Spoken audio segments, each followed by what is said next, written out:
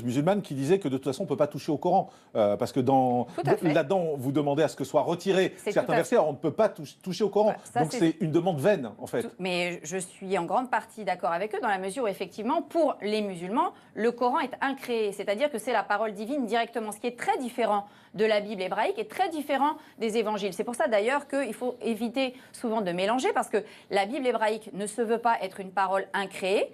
Elle se reconnaît comme étant une parole écrite par les hommes. De la même façon, les évangiles sont écrits par les hommes. Le Coran, non. Le Coran est censé être la parole de Dieu qui a été écrite et donc elle est incréée. Donc on ne peut rien retirer. Donc on ne peut rien en retirer. Néanmoins, il y a une réalité qui est que on a dans le monde musulman aujourd'hui des islamologues, des imams eux-mêmes qui disent qu'il faut avoir une lecture critique du Coran, de la même façon que les juifs ont une lecture critique du judaïsme. Ça s'appelle le judaïsme rabbinique, ça s'appelle le Talmud, etc.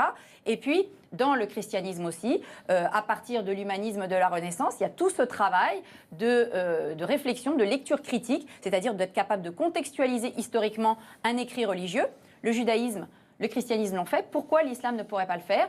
Mais ça, c'est le travail des musulmans. Et c'est justement ce qui est dit dans le manifeste. C'est-à-dire que ce n'est pas à nous, non-musulmans, de faire ce travail, c'est aux musulmans eux-mêmes de le faire et de favoriser les gens qui, justement, veulent défendre cette lecture critique, cette lecture moderne de leur religion pour, justement, lui permettre de vivre dans des espaces démocratiques.